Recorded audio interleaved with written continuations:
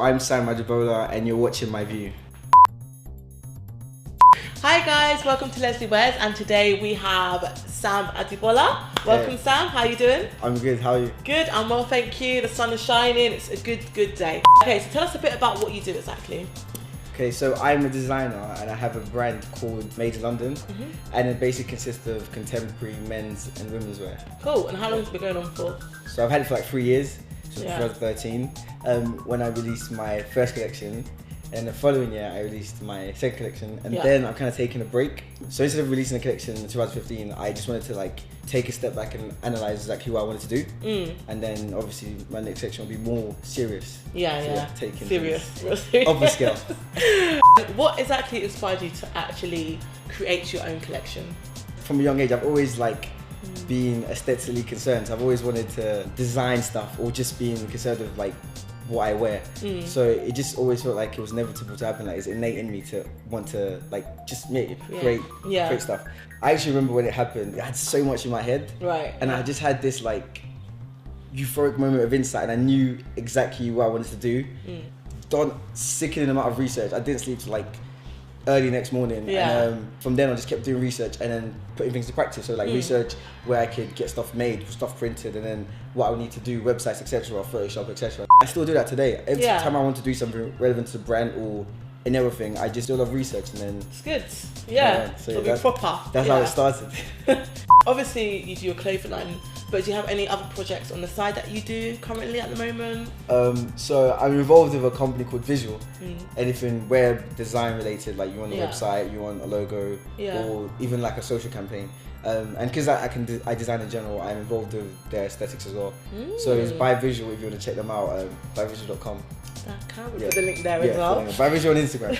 They're entwined, they're kind of related to each other. It all just feels like it's all one piece, it's all together.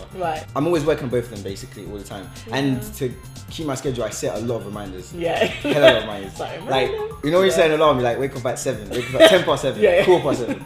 That's like that. I set a lot of reminders. It helps you remembering what you need to do. It keeps you like on guard. Focus. Tell us a bit about your work that you're currently working on at the moment. I think you have some pieces over here that you'd like to show us. Not showing too much. Piece here, which is going to be later on made into a part of the collection. Cool. So this is Duchess satin, and the color is ballet pink.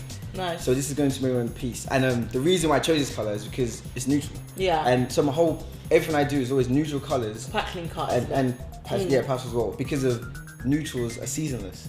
So because I've only really released one collection every year, I have to make sure that the piece can be worn for like a significant period of time. So through spring, through winter, etc. So that's why I choose my colors. And I like the way it feels. And that part.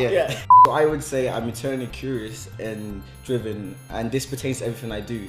So in terms of the collection and the brand, I love the whole process from the initial concept and idea to the end product, and the various iterations that you do in between. So it might change many times before you till the product is actually finished.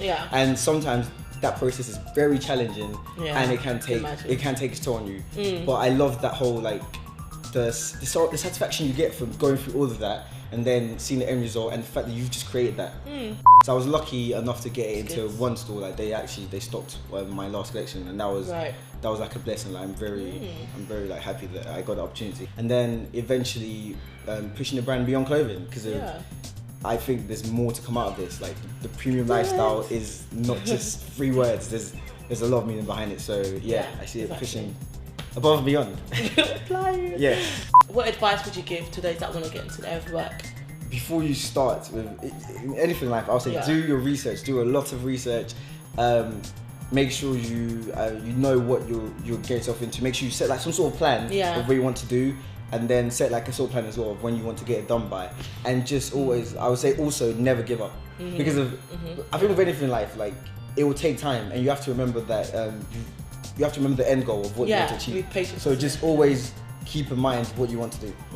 And just keep going. So despite the hate you might get, the times you might feel like, oh, I don't do this, just stay positive and never give up. That's a strong advice. And if you ever want anything creative, check out By Visual.